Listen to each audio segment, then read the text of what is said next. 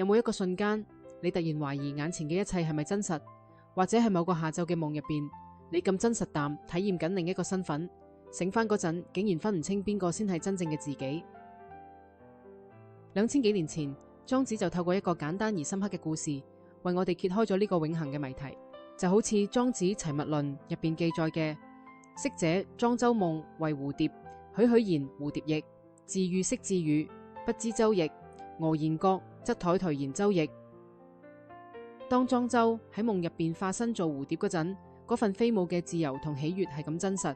搞到佢完全唔記得自己係莊周，直到醒翻嗰一刻，佢先至驚覺剛才嘅經歷。但係呢個時候，一個更深層嘅疑問浮現咗：而家醒緊嘅我，真係比夢入邊嘅蝴蝶更加真實咩？呢個睇落簡單嘅故事，其實觸及咗我哋對現實本質最根本嘅思考。呢個故事最令人深思嘅地方係莊周喺夢入邊嗰陣，佢並唔知道自己係莊周，喺嗰個當下，佢就係蝴蝶，完完全全淡活喺蝴蝶嘅世界入邊。呢個提醒我哋一個重要嘅洞察：我哋平時所執着嘅自我，其實可能比我哋想象嘅更加流動，更加唔確定。我哋習慣認為自己有個固定嘅身份，比如某某嘅細路、某某公司嘅員工、某個角色嘅扮演者。但係當我哋深入觀察內心嗰陣，會發現呢啲身份其實都好似我哋着喺身上嘅衫，可以換，亦都可以除。當莊周完全唔記得自己係莊周嗰陣，佢並冇失去咩嘢，反而體驗到前所未有嘅自由。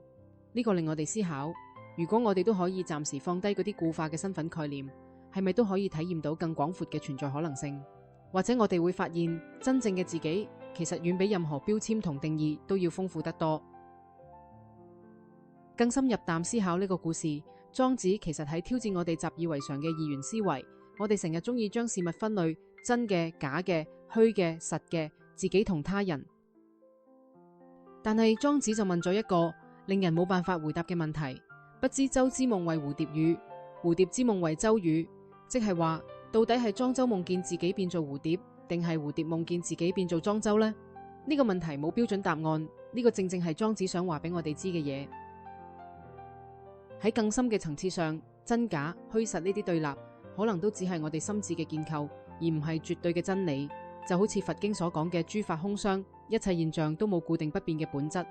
當我哋能夠放低非黑即白嘅思維模式，就可以用更開放、更包容嘅態度去理解呢個世界嘅複雜性同豐富性。或者真正重要嘅唔係分辨真假，而係學識喺每個當下都能夠完全淡投入同體驗。莊子用物化呢個概念嚟描述呢種超越固定形態嘅變化。物化唔係消失或者毀滅，而係認識到一切存在都喺不斷嘅變化流轉當中。就好似水可以變做雲、變做雨、變做河流，但係水嘅本質從來冇改變。我哋嘅存在都係咁。雖然外在嘅形態、角色、處境會不斷變化，但係嗰個能夠觀察呢一切變化嘅意識卻始終如一。當我哋真正理解呢一點，就唔會再為生命中嘅各種轉換而感到恐懼或者迷失。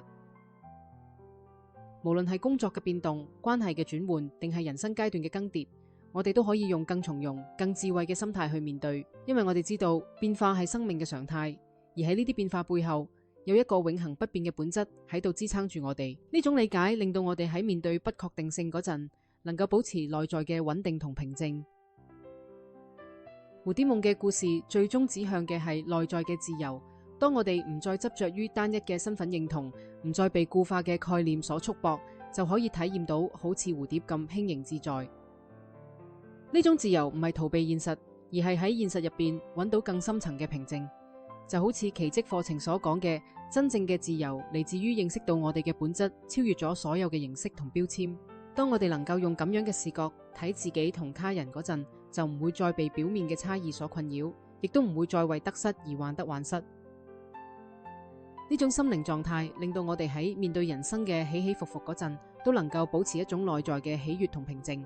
唔係因為外在環境變好咗，而係因為我哋揾到咗一種超越環境變化嘅內在力量。呢個就係莊子要話俾我哋知嘅最深層嘅智慧。真正嘅快樂同自由嚟自於對自己本性嘅認識同體驗。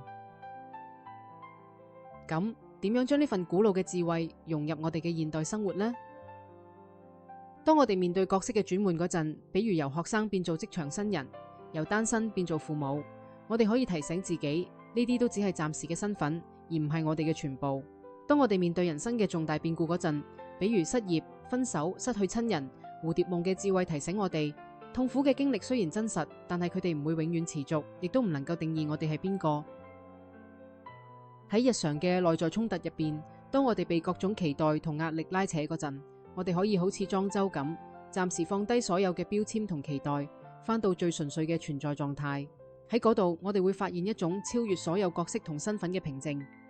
呢種平靜唔係空虛，而係充滿咗無限嘅可能性。透過咁樣嘅練習，我哋學識喺變化入邊發現不變嘅內在平靜，喺不確定入邊揾到確定嘅內在力量。願你喺接下嚟嘅日子入邊，能夠好似蝴蝶咁輕盈自在，喺人生嘅每個階段都能夠保持內心嘅平靜同喜悅。